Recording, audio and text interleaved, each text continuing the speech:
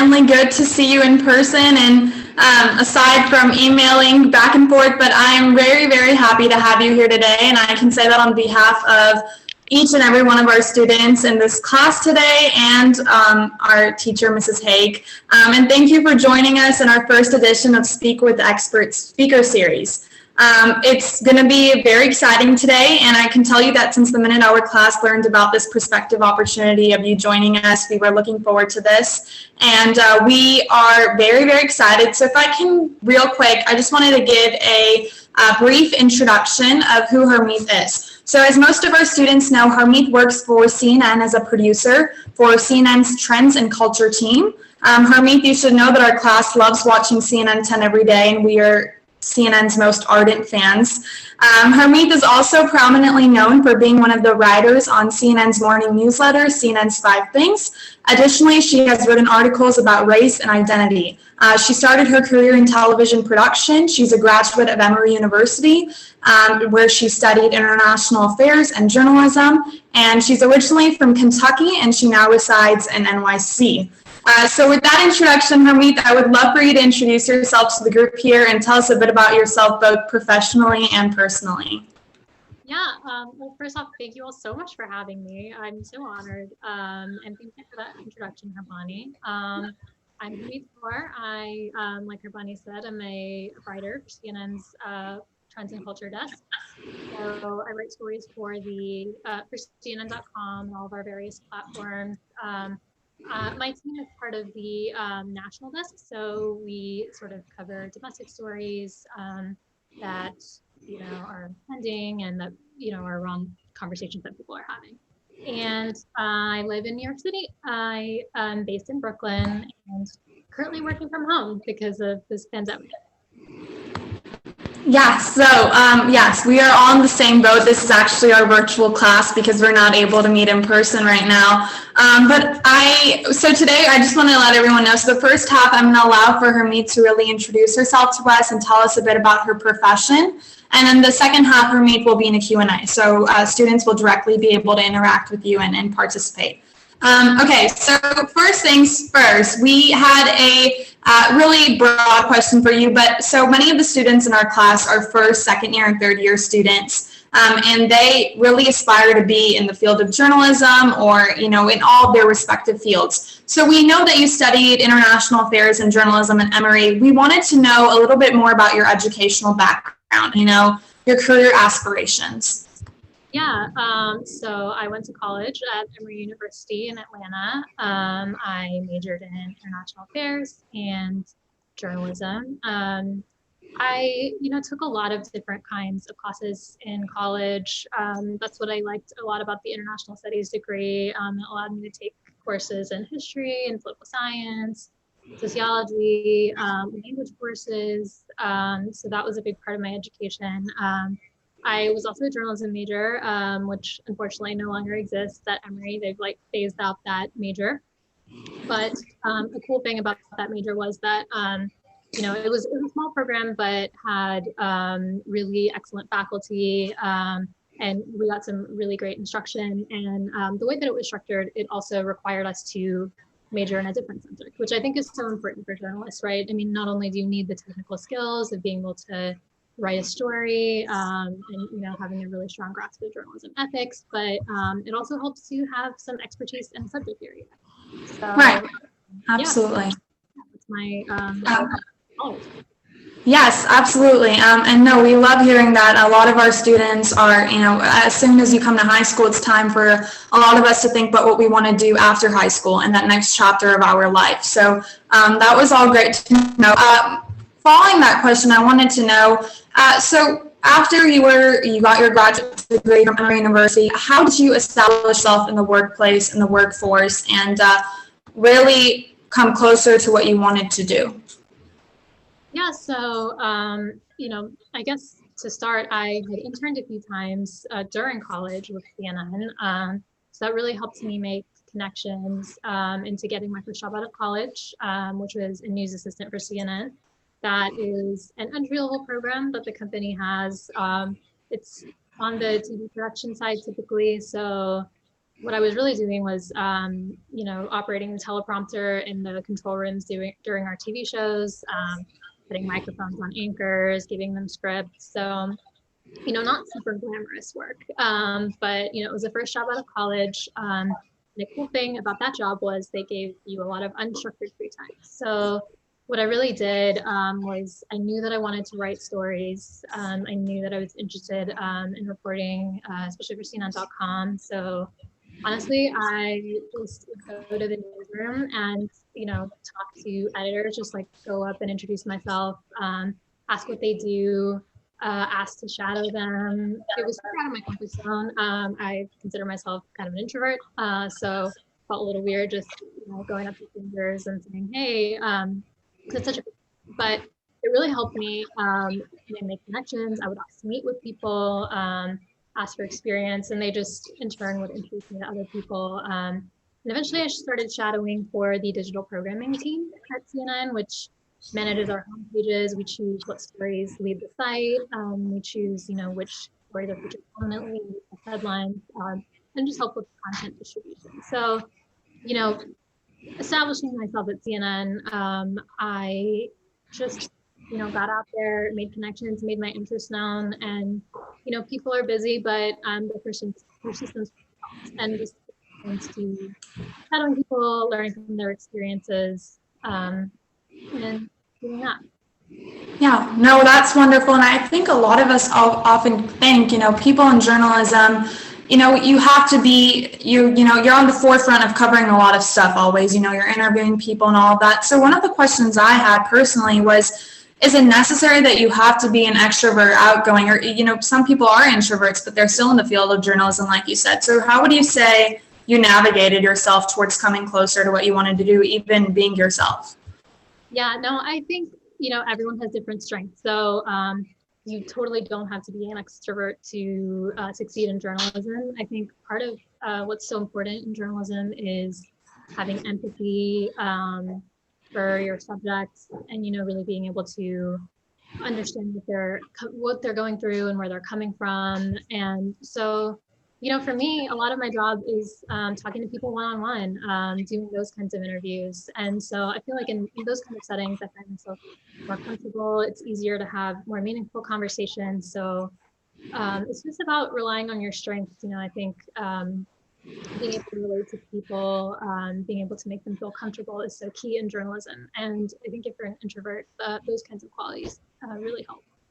Okay, yeah, no, of course. And, along with, being empathetic, sympathetic, being a person that is willing to understand the story from someone else's perspective, that's a huge role that plays into the field of journalism. But additionally, I wanted to know, so I am the founder of the Love Against Hate Club, and one of the main principles we preach in our organization is the importance of having a well-rounded global outlook, and why global outreach and having a strong global outlook is so crucial in today's world. So one of the questions I had is, specifically in your field, why is global outreach so important? What's the importance of having just a really good global outlook altogether? Yeah, well, for me, it's super relevant. At CNN, we are a very international company. We have 4,000 employees all over the world, bureaus in,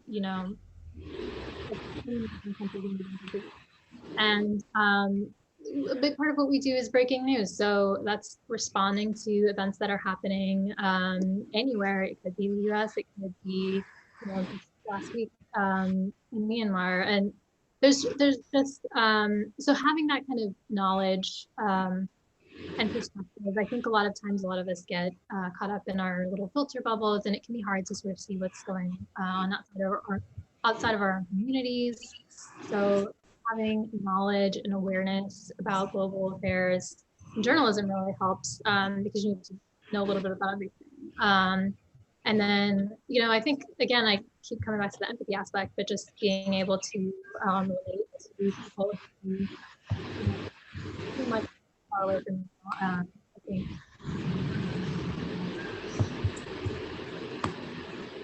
Yes. Okay. Yeah, I think you cut off a little bit there for us, but I think we heard you. No worries. So one of the other questions I had is, obviously before this, I went ahead and I searched you up on CNN, and I looked a little at the articles you have written and all that you've covered. And I can say, coming as a high school junior, CNN, watching news has kind of become a part of our lives. It's important to stay informed and, be, vested in your community and just in our country.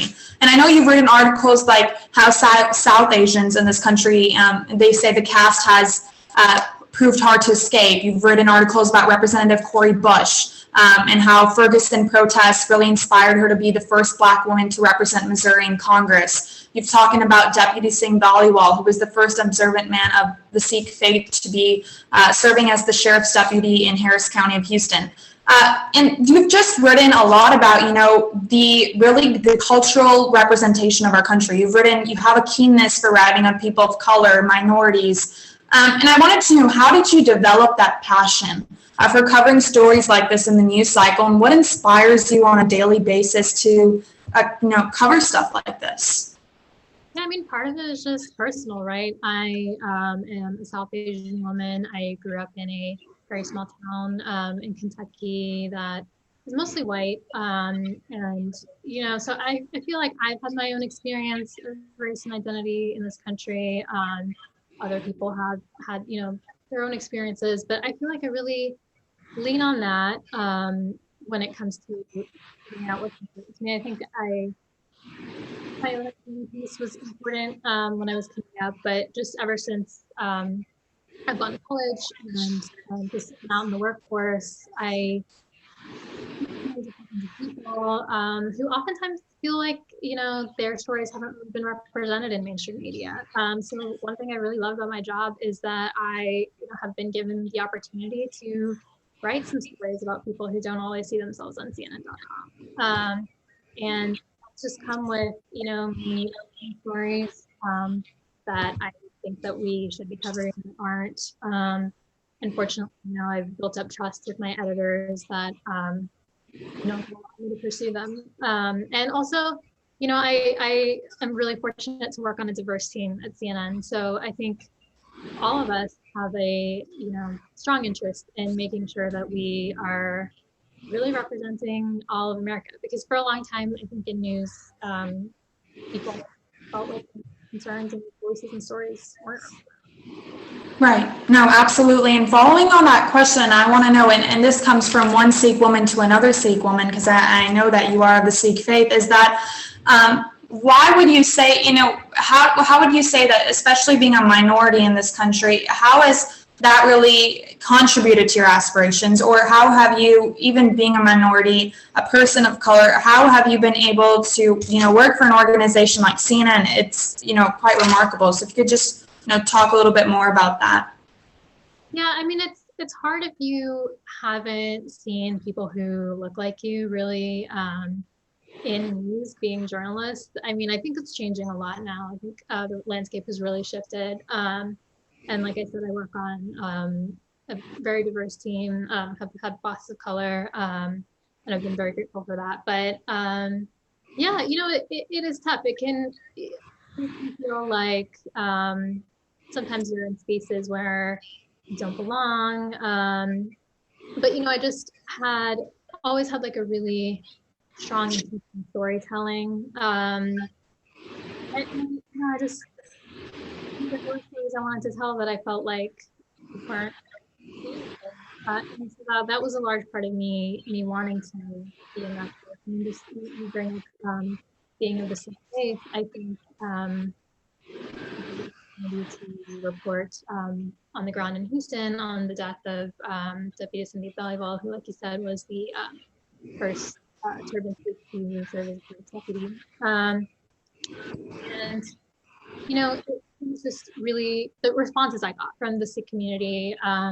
The fact that I was able to report that story with familiarity that people from other organizations didn't have. I had the cultural expertise, I had the language skills to interview members from the Gurdwara, the Sikh temple, who normally wouldn't have been quoted in stories. I could talk to the deputy's family in Punjabi, which was an interview that a lot of people didn't have. So just knowing that, all of our stories matter, and just, it's such a privilege to be able to share those stories. So I think it's that what drives me, knowing that, more of us need to be out there telling these stories and just being able to play a small part.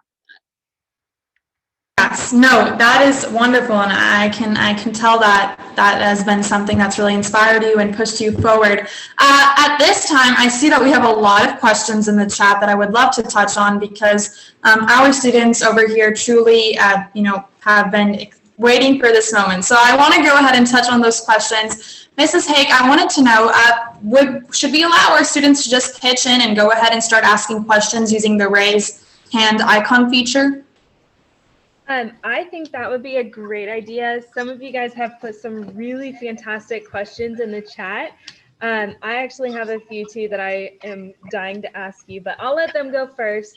So yeah, if you guys want to do the raise hand feature, I'll go ahead and call on you guys. That way you can ask your question. All right, Valeria. Do you ever receive hate with your stories? And if so, how do you deal with it?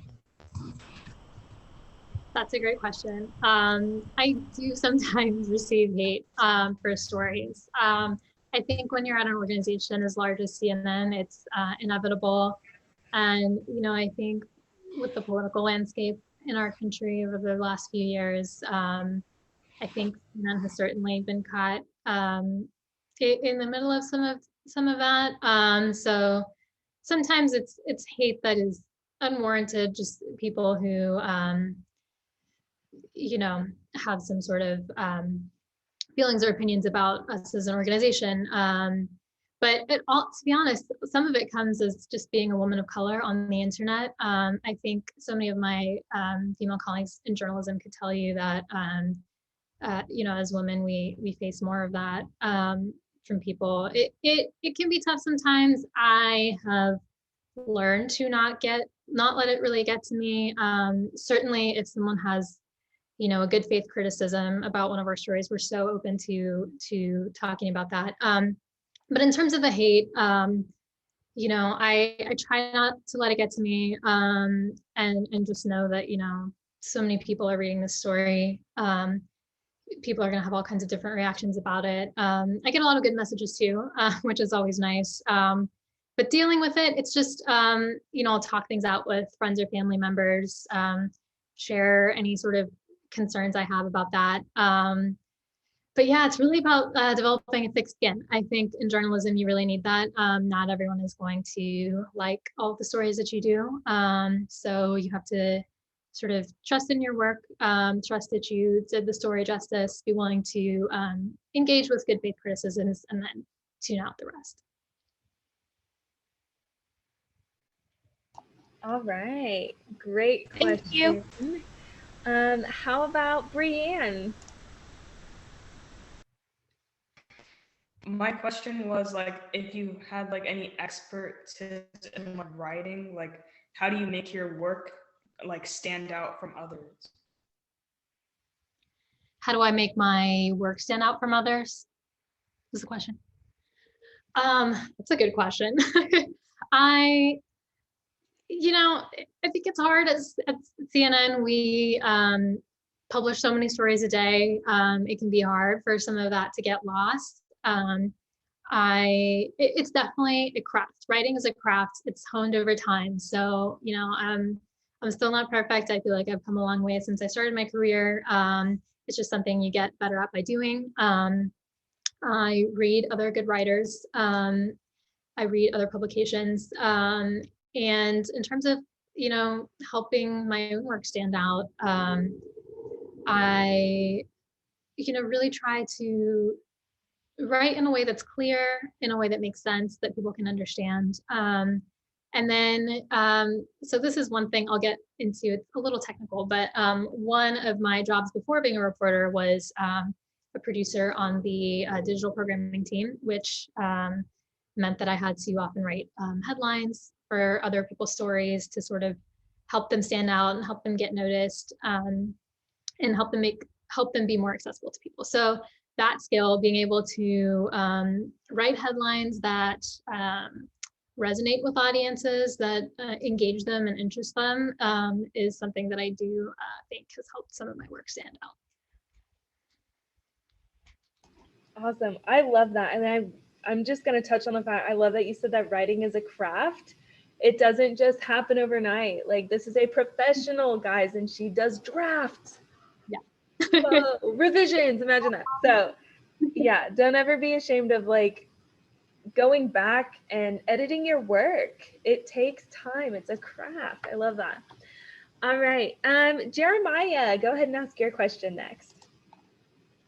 What are some of the obstacles you have faced being a woman of color in the field of journalism?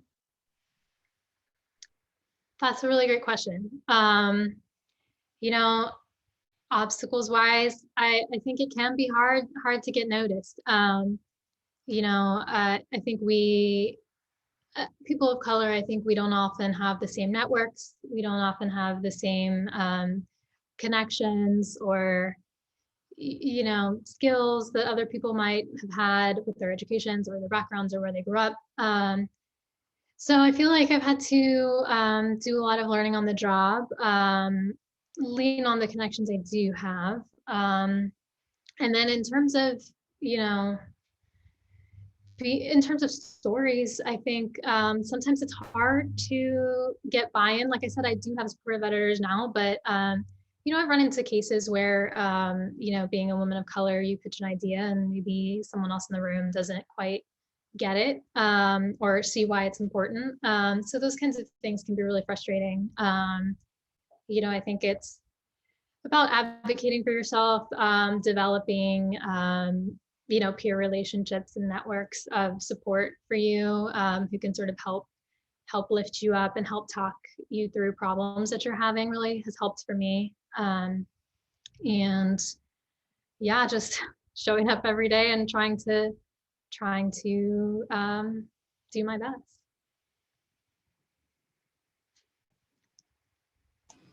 All right. And then let's see. Aaron, what you got? I was wondering, since there's so many stories in the world, how do you decide which stories to write about? That is a very great question because there are so many stories and it can feel really overwhelming. For my purposes, a lot of times, you know, I have assigning editors who will make assignments. So not every single story that I do is my own idea. Our company will have certain priorities that they think are important. So we'll anchor our coverage around that. So obviously, like for the past year, we've been doing a lot on the COVID pandemic, of course, on the racial justice protests that happened last summer and are continuing to happen. And in terms of though, like stories that I'm passionate about and choosing what I want to cover, I have my own interests. So I'm like interested in race and identity and coverage of people of color. So I pitch those kinds of stories. I think everyone has their own interests. So, you know, sometimes I get the buy-in to do it and sometimes my editors need me on something else, but I kind of just anchor it around my own interests and then also balance that with the priorities that my managers have. All right. Valeria. When did you decide that you wanted to pursue journalism? So I actually knew really early on that I wanted to be a journalist. I was probably like 10, which sounds kind of crazy. But yeah, I think I always had a love of writing, I think is how it started. And storytelling, and sort of a curiosity about the world around me. And then I started getting some experience. Even in high school, I had a couple internships or shadowing, I guess, at some local newspapers. So I worked with them and, you know, kind of saw how they operated day in and day out. And I just really loved it. And so like I kept getting more experience. And the more I was exposed to the fields, the more I realized that this is something I really wanted to do. I love talking to people who I wouldn't have otherwise met. I love that I get to learn every day, learn something new. And I love getting to, take all of that and distill it into a story that helps inform other people about something that they might not know. All right. Dia. As a woman of color, can you relate to some people more than others when you do your interviews? I think, certainly there are people whose experiences I can probably relate to more. I try to really have an open mind in terms of anyone that I really speak to, and try to be empathetic, because I just think that's so key to being a good reporter and a good journalist. Yeah, I think there are people who I kind of understand where they're coming from, whether that's because we, grew up in the same state or same region, or whether because we share the same religious identity, or whether because we share the same cultural identity. There are people who I relate to more, but, as a journalist, we're really trying to, help people tell their stories. So I try to keep myself out of that. I will relate. Yeah, I'll have conversations with people and relate to certain people. But I think you can sort of find a point of, I think you can relate to people on different levels. So I try to find that with everyone I talk to. Great question. All right. Harbani, and then we'll go ahead and do 2 more. All right. So Harbani, what you got? Yes. So one of the questions I have, and this personally, is I know one topic right now that hits home for me is the farmers in India, and how since September of last year, they've been in horrible conditions as they've been trying to protect their livelihoods after the Indian government, hit, them with new agriculture laws. And that's something that's been impacting me a lot. I wanted to know personally is how do you decide what you want to write about, and have you considered writing about this issue? Because I know that it's not hit the mainstream media attention that it needs to yet. It's certainly something I think about a lot. It's something my family's always talking about. People on my social media feeds are always talking about it. It is something that I am interested in. Just in terms of my job, I cover domestic stories mostly. So I'm mostly focused on national news, and we do have teams in our New Delhi bureau who have been covering this story. But yeah, I definitely agree with you on feeling like it needs more mainstream attention. I think we're seeing that with some celebrities amplifying the movement in recent days. And it does seem like it is gaining some steam. Shout out Rihanna. But yeah, I am definitely on the lookout for opportunities for how I could cover it from maybe my capacity as a U.S. national news reporter. But that's sort of where I'm at. Yeah, and then I had one last question. I remember Daniel in our class had this question. I don't know if he's on the call, I didn't see him, but he had a very good question that came to my mind once when I was talking to him, is in today's world, it is so hard to avoid political bias, and that's a really growing issue. And I wanted to know, working for an organization like CNN, how do you avoid including political bias, and how do you think people like us who read the news should process the news nowadays? So I think a lot. That's a really great question. I think about this a lot. I think journalism as an industry has really shifted its perspective on this issue, just even since the time that I got into the field. I think, when I was in school and the training that I got, it was very, journalists are objective. We don't have, we can't insert our opinion. Almost like we can't have opinions, right? Because we're journalists. When really that's not true. We all have opinions. We all have our own biases. So it's almost impossible. We're all people. So with our own experiences. So it's almost impossible to completely divorce all of that from the work that we do. I think the way that me and many other journalists now look at this is about being fair. So you want to give all sides all sides in the story that are relevant a fair chance. You want to fairly represent the situation. Obviously, I'm not doing opinion journalism, so I'm not really trying to advance a cause or a movement in my stories. I'm just, sort of laying out what happened. But of course, all of us come to it with our own experiences, and sometimes that can help inform the work. So I think I've started looking at, I guess, quote unquote bias as not necessarily a bad thing. I just look at it in terms of fairness, and I just want people who read my stories to feel like I covered the issue fairly. No, of course, I completely agree with you. Thank you for answering that question.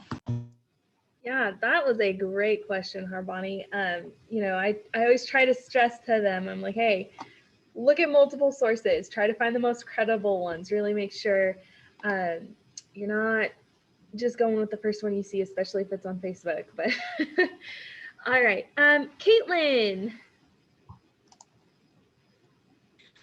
Okay, so I kind of had like a question about like just life in general besides like your job. Like what is family time like when you're a CNN reporter? Because I know I guess you travel and things like that. Like when do you have time to just, relax and go out to eat or something like that? And do you know if like people like have you ever had interactions when you're out and people are like, oh my gosh, you're a CNN reporter? Like has it ever happened to you?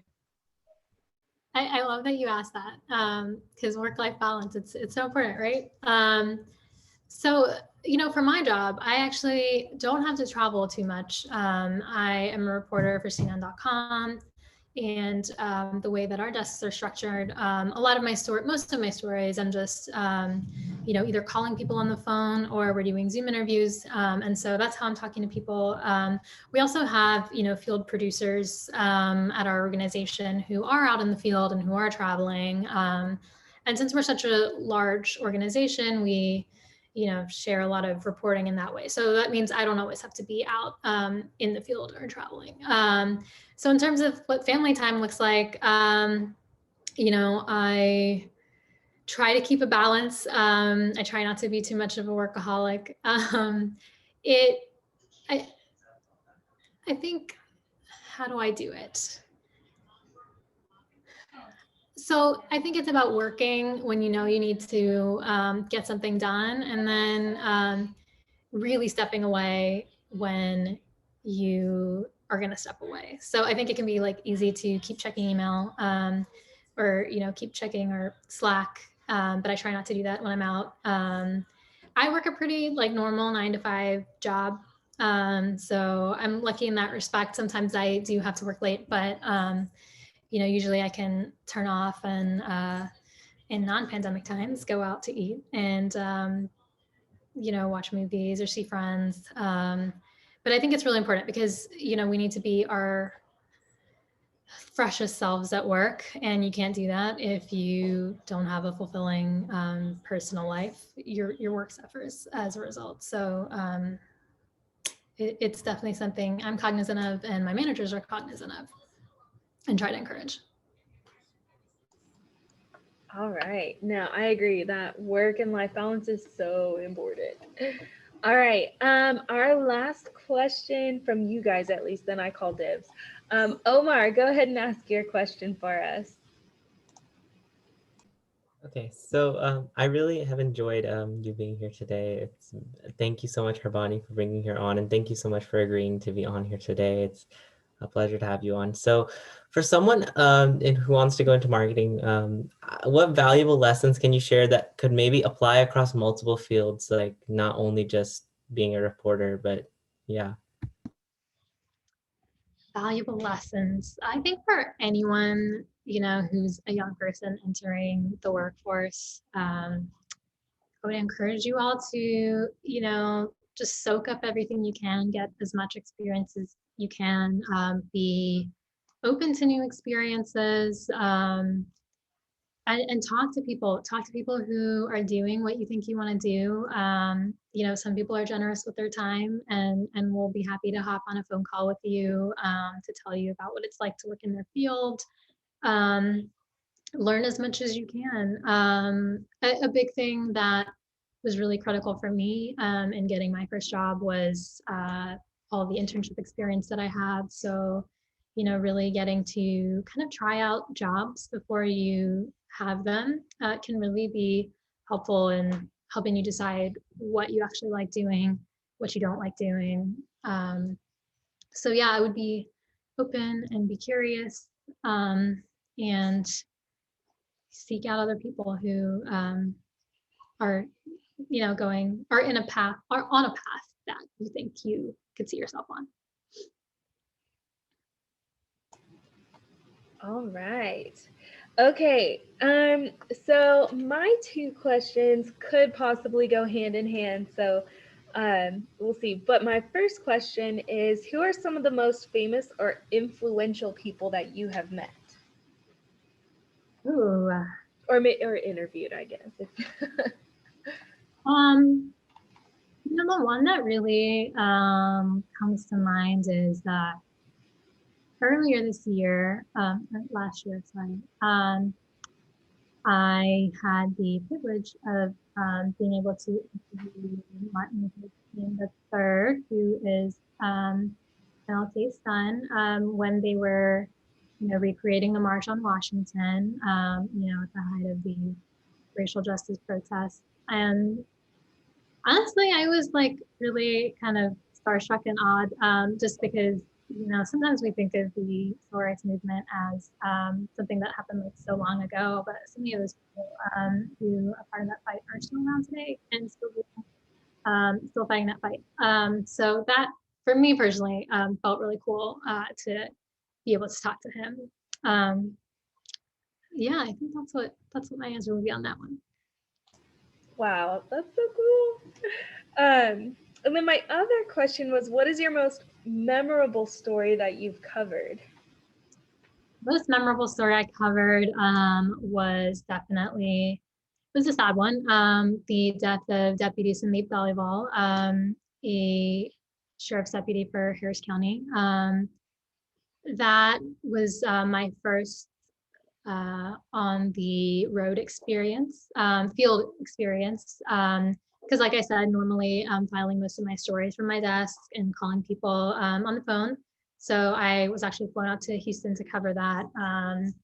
And it was really meaningful and impactful for me. I learned so much because it was my first time out on the field. And just, you know, when you're there in a place covering a story and talking to those people in person, it really is a whole different experience than, you know, doing it from behind a desk. So whenever I have that opportunity, I'm super grateful for it. Yeah, well, and that was one of my other questions was, you know, how many opportunities have you had to travel? And I know you said not a whole lot, but wow, still, what a cool opportunity. And I kind of want to tie back really quickly to when we first started. You said all stories matter. And I know that's kind of cliche right now, you know, we hear that all the time, but I really love that you said that. I think that's so important. You know, regardless of what story you're focusing on or who you're focusing on, I think that's so important that we remember, like, everybody's stories matter. We all have an impact. You know, I know we're all, well, I am a little starstruck, like, oh my gosh, we get to meet a CNN reporter. That's so cool. But I love how humble you are and you're so personable. So thank you so much for taking like part of your own time to meet with us. I know Harbani reached out and really pulled a lot of strings. So thank you, Harbani. But we're so grateful that you were able to join us today and share a little bit of your expertise on your field. Yeah, I wanted to just add on to that is, well, many of you probably know what I was bragging in class, Harmeet. You should know that. I was elated from the minute I saw. So if any of you don't know, I connected with Harmeet on LinkedIn, and I at the time did not know how LinkedIn worked. So I saw a Sikh woman is a journalist, and she's on LinkedIn, and I was like, I've got to click this because I myself am an aspiring journalist one day. You know, I want to be in that field, and I want to be covering news. So just from, you know, seeing you on there, I was instantaneously like, I have to reach out. I would like to have her as our first guest speaker on this new speaker series that I've introduced. So thank you sincerely for, you know, making time for me and this class today to just come out and really tell us so much. And like Mrs. Hake said, I think your humbleness and your passion could just come through your answers. And I really wanted to let you know that is that I really wish you all the best in this field because I can see it in you. Thank you so much. I'm so honored that you all had me here today. You all asked some great questions. I can tell this is like a really, you know, smart, thoughtful group. And I'm sure you will all be really excited. So I'm just so honored that you asked me to be here, and it was a pleasure. Yes, real quick though, so I just wanted, if everyone could turn on their cameras, I wanted to click a real quick photo because my organization does have an Instagram page. So we like to post occasionally on there and make sure everyone's aware of upcoming events and such. So if anyone just wants to smile real quick, and I will go ahead and click a picture of us. Okay.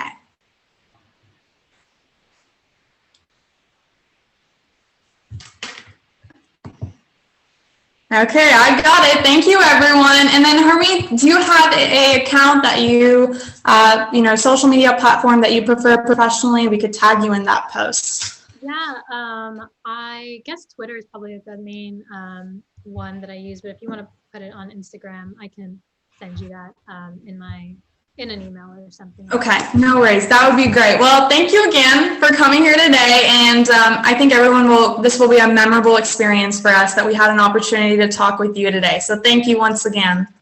Awesome. Thank you all. Thank you. Bye-bye. All right. You guys, that was so cool. Oh my gosh. Thank y'all so much. Seriously. I appreciate you guys having your cameras on, first of all, being engaged, and you guys had awesome questions. Like some of them I was like, oh my gosh, I wish I came up with these. So I appreciate you guys. I hope you guys enjoyed it too. So for the rest of today, what I really want to pose to you guys, I'll give you the option. I really wanted to leave you guys enough time. I know in the feedback that you guys gave me for oral and terp, you said we wanted more time to practice. So although it goes against my better judgment to give you guys more time with extemp, just because of the nature of it, you only have 30 minutes normally. I wanted to give you guys the option of, for today, for the rest of class, either you guys are welcome to leave and use the time privately to go ahead and work on memorizing your speeches independently, or I can put you guys in breakout rooms if you want to stay, and that way you guys can get a little more feedback and practice doing it in front of other people. So it's totally up to you guys, but if you guys want to leave, you can. And I'm gonna say, if you guys, here, I'm gonna stop recording. If you guys